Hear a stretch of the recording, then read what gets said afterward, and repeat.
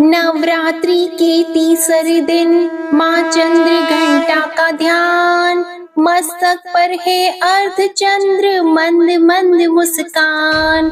10 हाथों में अस्त्र शस्त्र रखी खड़ग संग बाण, घंटे के शब्द से हरती दुष्ट के प्राण। सिंह वाहिनी दुर्गा का चमके स्वर्ण शरीर, करती विपदा शांति हरे भक्त की पीर। जय माता दी। ओम नमः शिवाय। प्रिय भक्तजनों, आज शारदीय नवरात्रि का तीसरा दिन है और आज आश्विन मास के शुक्ल पक्ष की तृतीया तिथि है। आज का दिन माता चंद्र घंटा को समर्पित होता है। आज के दिन माता चंद्र घंटा की कथा को सुनने से शारीरिक और मानसिक कष्टों से मुक्ति मिलती है। नकारात्मक ऊर्जाओं को दूर कर माता रानी अपने भक्तों की रक्षा करती है। भावनाओं को स्थिर कर धन वैभव की प्राप्ति कराती है। निराशा, निर्बलता, दरिद्रता जैसे विकार भस्म हो जाते हैं। शक्ति, ऊर्जा और साहस जैसे गुण श्रवणकर्ता के तन और मन में समाहित हो जाते हैं। तो आज मैं आपको सुना रही हूँ माँ चंद्र घंटा की बड़ी ही दुर्लभ कथा। तो आप सभी भक्तजन इस कथा को बड़ी ही श्रद्धा और प्रसन्न चित्त मन से सुनिएगा। अपनी कठोर तपस्या से भगवान शिव को वापस जीतने के बाद देवी पार्वती राजा हिमवान के महल में लौट आईं। राजा हिमवान और देवी मैनावती अपनी बेटी को तपस्या में सफल हुआ देखकर बहुत ही प्रसन्न हुए। शिव और माता पार्वती के विवाह का दिन आ गया। सभी देवता इस बात से बहुत प्रसन्न थे कि उनके भगवान का विवाह हो रहा है। भगवान शिव के सभी गण उनकी बारात के साथ राजा हिमवान के महल में गए। वह भोलेनाथ है, उनका नाम ही शिव है, जो शुभता को धारण करते हैं। उन्हें बाहरी दिखावे और औपचारिकताओं के पालन की क्या परवाह थी। वह जैसे थे वैसे ही विवाह के लिए आगे बढ़े। वासुकी और तक्षक जैसे सबसे भयानक सांपों के साथ उनकी माला, कंगन, कमरबंद और बालियां थी। उनके बाल उलझे हुए थे। उनका पूरा शरीर शमशान की राख से ढका हुआ था। उन्होंने अपने 5 सिर प्रकट किए। वह प्रभावशाली, उग्र और तीव्र दिख रहे थे। वह बारात में राजसी घोड़ों पर सवार अन्य लोगों के विपरीत एक बैल पर सवार होकर आए थे। मैना देवी माता पार्वती की माँ, जो अपने दामाद पर नजर डालने की उम्मीद से प्रतीक्षा कर रही थी, जिसके लिए उनकी बेटी ने इतनी कठोर तपस्या की थी, भगवान शिव के प्रकट होने पर हैरान और निराश हो गई।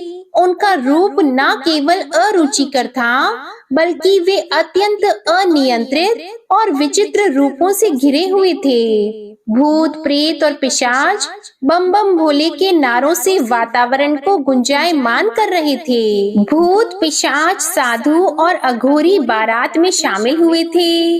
गण इतने उत्साहित थे कि मर्यादा के लिए कोई जगह ही नहीं थी। उनकी खुशी स्पष्ट थी, लेकिन यह किसी भी तरह से कोई सुंदर या सुखद दृश्य नहीं था। इस तथ्य को पचाने में असमर्थ कि उसकी शाही कोमल बेटी अब अपने पति जैसे आतंकित स्वभाव वाले व्यक्ति के साथ ऐसे प्राणियों के बीच रहेगी, मैना देवी बेहोश हो गईं। देवी पार्वती ने शिव तत्व को गहराई से आत्मसात कर लिया था और जैसा कि हमने उनके ब्रह्मचारिणी स्वरूप में देखा, वह सप्त ऋषियों के लिए शैव सिद्धांत की गुरु भी थी। फिर भी अपनी पूरी करुणा के साथ उन्होंने एक माँ के रूप में मैना देवी की दुर्दशा को समझा। भोलेनाथ को शांत होने और विवाह के लिए एक सुखद रूप प्रस्तुत करने के लिए, मनाने के लिए देवी पार्वती ने स्वयं उनके तीव्र रूप से मेल खाने के लिए क्षण भर के लिए उग्र रूप को धारण कर लिया। उनके 10 हाथों में विभिन्न हथियार थे और उनके मुकुट पर एक घंटी के आकार का चंद्रमा था।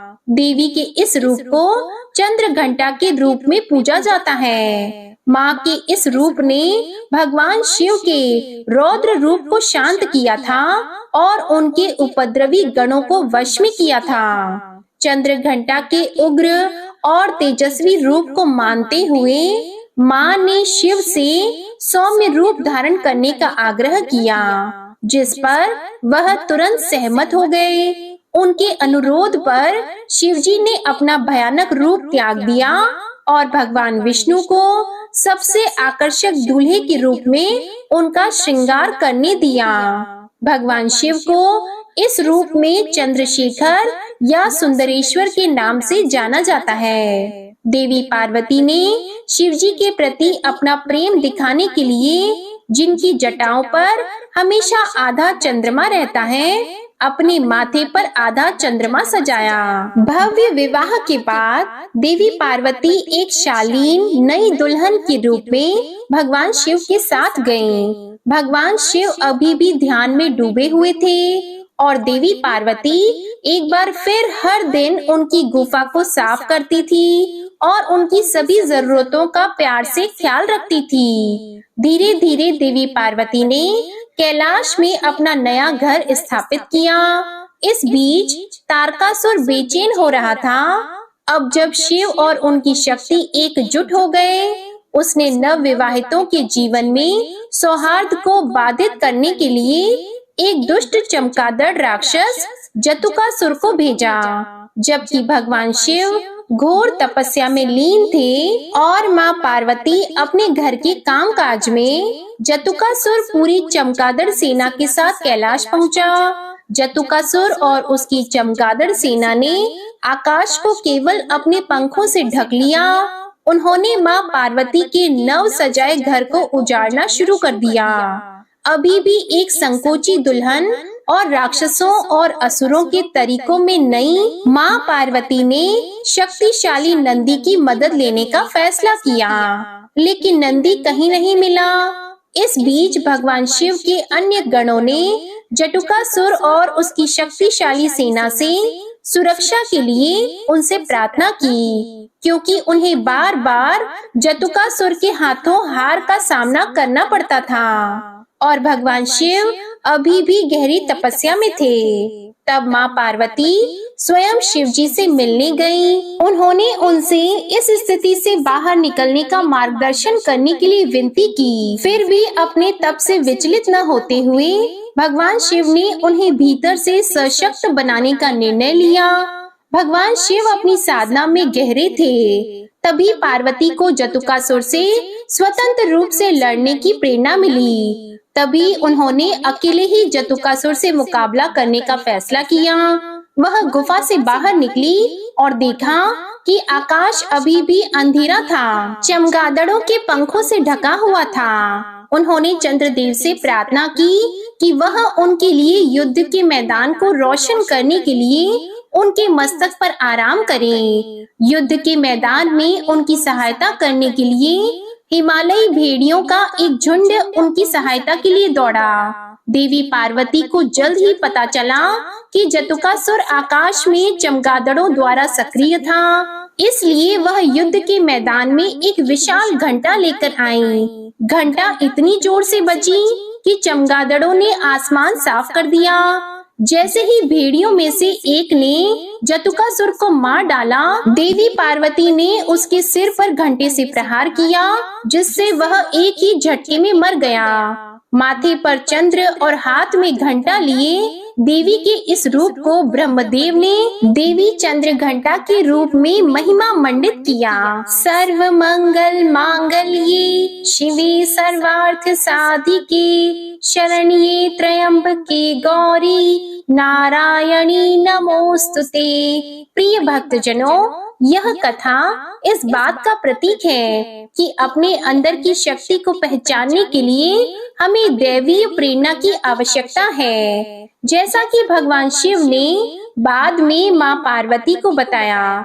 चंद्र घंटा के रूप में युद्ध उनके पास मौजूद अपार शक्ति का एहसास करने के लिए था। घंटे के आकार के अर्ध चंद्र से सुशोभित सुनहरे रंग वाली और 10 भुजाओं वाली वह सुनहरे शेर पर सवार है। 8 कोमल हाथ में त्रिशूल, गदा, तीर, धनुष, तलवार, कमल, घंटी, एक रुद्राक्ष माला और कमंडलू पानी का बर्तन है, जबकि उनका एक हाथ अभय मुद्रा अर्थात भय दूर करने वाली मुद्रा में है। उन्होंने नारंगी रंग के वस्त्र पहने हैं। वह शेर या बाघ पर सवार है, जो बहादुरी और ताकत का प्रतीक है। जय माँ चंद्रघंटा।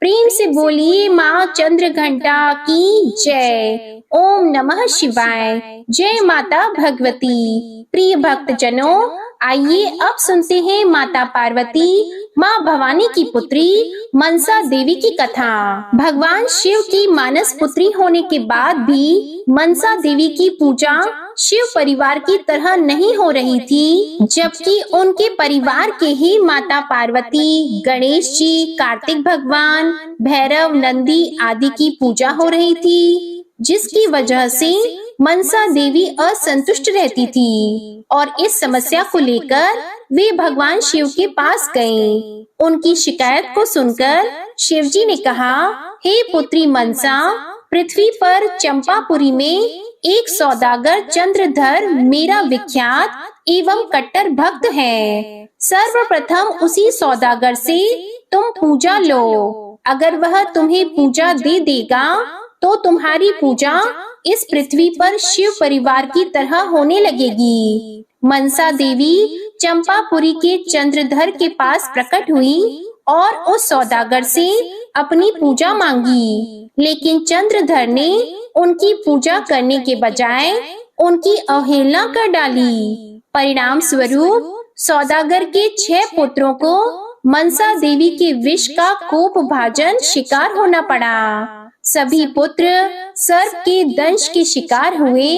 कट्टर शिव भक्त चंद्रधर फिर भी मनसा देवी की पूजा को तैयार नहीं हुआ। कुछ समय बाद चंद्रधर को बाला लखिंदर के रूप में 7वां पुत्र प्राप्त हुआ। माता मनसा देवी के श्राप के अनुसार बाला लखिंदर की मृत्यु सर्पदंश से सुहाग रात के दिन सुनिश्चित थी। हठी सौदागर ने भगवान विश्वकर्मा का आह्वान कर लोहा बांस का एक ऐसा अद्भुत भवन बनाने को कहा, जिसमें सुरक्षा को लेकर कोई छेद छोड़ने को नहीं कहा गया। इस बात का पता चलते ही मनसा देवी ने कारीगरों को बुलाकर एक छोटी सी सुराग मकान की दीवार में छोड़ देने पर राजी कर लिया, जिसे आसानी से देखा नहीं जा सकता था। बाला लखिंदर का विवाह नवगछिया के पास उज्जैनी गांव के बासु सौदागर की पुत्री बिहुला से हुआ। लोहा बांस के दुगेद्य भवन में बाला लखिंदर अपनी नवविवाहिता पत्नी बिहुला के साथ सुहाग रात में शयन कक्ष में था। मध्य रात्रि में सर्पदंश का वो शिकार हो गया। सर्पदंश का शिकार होते ही बाला लखिंदर के उपचार एवं सर्पदंश झाड़ के लिए चंपापुरी के वैद्य एवं ओझा सभी को बुलवाया गया, लेकिन देवी मनसा ने उन्हें रोक दिया। फलस्वरूप तेज विष के कारण लखिंदर की मृत्यु हो गई। मृत्यु के बाद सती साध्वी बिहुला पति को पुनः जीवित करने के लिए संकल्पबद्ध होकर विश्वकर्मा जी का आह्वान करती है और विशाल नौका पर कई मंजिलों वाली मंजूषा बनवाई। उसे लहसन माली ने विविध चित्रों से सजाया। उसी मंजूषा पर बिहुला अपने पति के पार्थिव शरीर को लेकर चंपापुरी से स्वर्ग के लिए जल मार्ग से प्रस्थान करती है। उसने लाल साड़ी पहन रखी थी और सिंदूर लगा रखा था। नदी के किनारे उस शव को बहुत दूर ले गई। वह अपने पति को पुनः जीवित करने पर तुली हुई थी। बहुत दिनों तक उसने कुछ भी नहीं खाया था, जिससे उसका शरीर सूख गया था। लखिंदर के शरीर से दुर्गंध भी आने लगी थी। उसके सारे शरीर में कीड़े पड़ गए थे, मात्र उसका कंकाल ही शेष रह गया था। बिहुला नाव को किनारे की ओर ले चली। उसने वहां पर एक धोबिन के मुख से तेज टपकता हुआ देखा।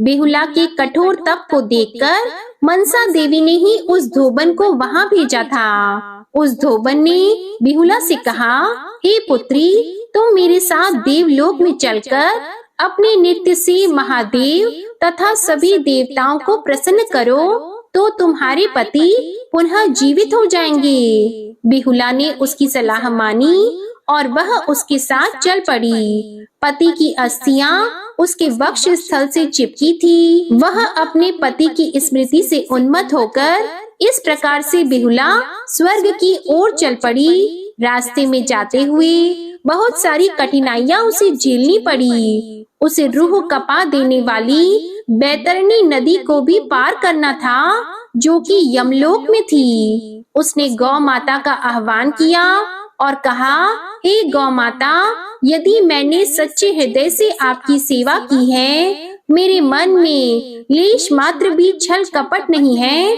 तो आप मेरी सहायता करें। यह सुनकर गौ माता तुरंत वहां प्रस्तुत हो गई और बिहुला को अपने पूंछ के सहारे बैतरणी नदी को पार कराती हैं। इस प्रकार सती सावित्री बिहुला अपने पति को लेकर बैतरणी नदी को पार करती है। यमलोक होते हुए यमराज के प्रश्नों का जवाब देते हुए उन्हें प्रसन्न करती है तथा बिहुला इंद्रासन पहुंच गई। बिहुला ने अपने सतीत्व, तेज एवं अकाल भक्ति नृत्य से भगवान इंद्र को प्रसन्न कर दिया।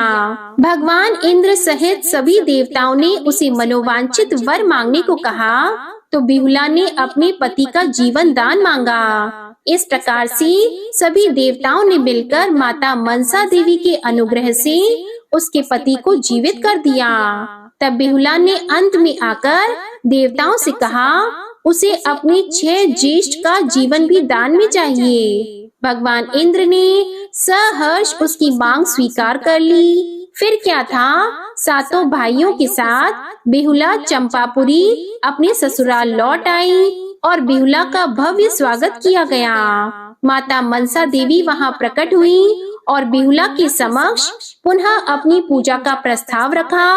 तो बिहुला के ससुराल के सभी लोगों ने माता मनसा देवी को पूजा देना स्वीकार किया, लेकिन चंद्रधर अपनी जगह अडिग रहा। उसकी घोषणा थी कि मेरा दाहिना हाथ शिवजी की पूजा को ही अर्पित है, इसलिए मैं पूजा नमन मात्र भगवान शिव का ही करूंगा। घर के सभी परिजनों ने मिलकर हठी सौदागर को देवी मनसा की पूजा करने के लिए मना लिया।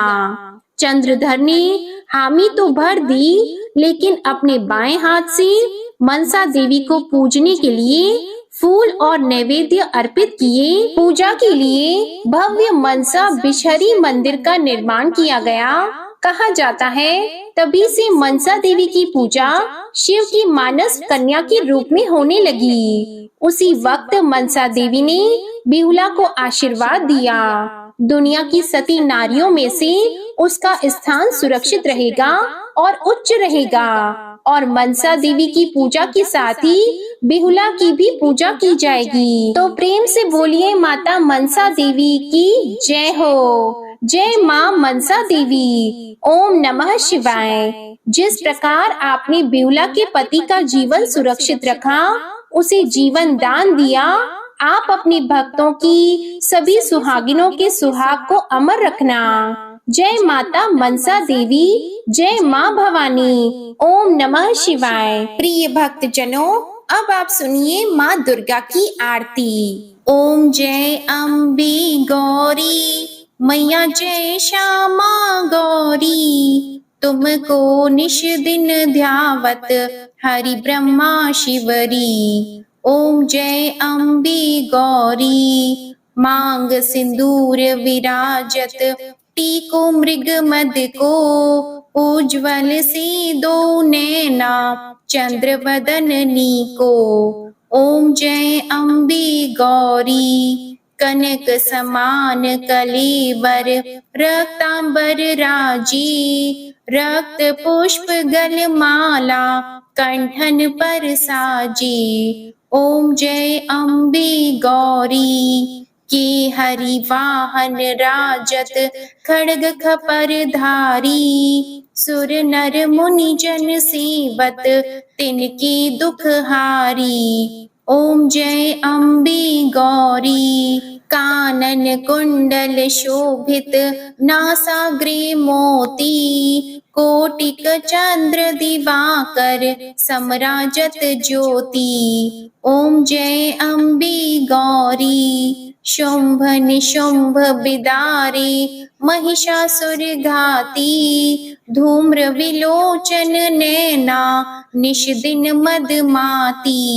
ओम जय अम्बे गौरी, चंड मुंड सहारी शोणित बीज हरी, मधु कैटभ दो मारे सुर भयहीन करे। ओम जय अम्बे गौरी, ब्रह्माणी रुद्राणी तुम कमला रानी, आगम निगम बखानी तुम शिव पटरानी। ओम जय अम्बे गौरी, 64 योगिनी मंगल गावे, नृत्य करत भैरू, बाजत ताल मृदंगा अरु बाजत डमरू। ओम जय अम्बे गौरी, तुम ही जग की माता, तुम ही हो भरता, भक्तन की दुख हरता, सुख संपत्ति करता। ओम जय अम्बे गौरी, भुजाचार अति शोभित वर मुद्राधारी, मन वांछित फल पावत सेवत नर नारी। ओम जय अम्बे गौरी, कंचन थाल विराजत अगर कपूर बाती, श्रीमाल की तुम राजत कोटि रतन ज्योति। ओम जय अम्बे गौरी, श्री अम्बे जी की आरती जो कोई नर गावे, कहत शिवानंद स्वामी सुख संपत्ति पावे। ओम जय अम्बे गौरी, जय अम्बे गौरी, मैया जय श्यामा गौरी। मैया जी को निश दिन ध्यावत, तुमको निश दिन ध्यावत, हरि ब्रह्मा शिवरी। ओम जय अम्बे गौरी, ओम जय अम्बे गौरी, मैया जय श्यामा गौरी। प्रिय भक्तजनों, उम्मीद करती हूँ कि आज की ये कथा आपको बेहद पसंद आई होगी। अगर पसंद आए तो वीडियो को लाइक करिएगा, शेयर करिएगा और कमेंट में माता चंद्र घंटा और मनसा देवी की जय जरूर लिखिएगा। जय माता दी।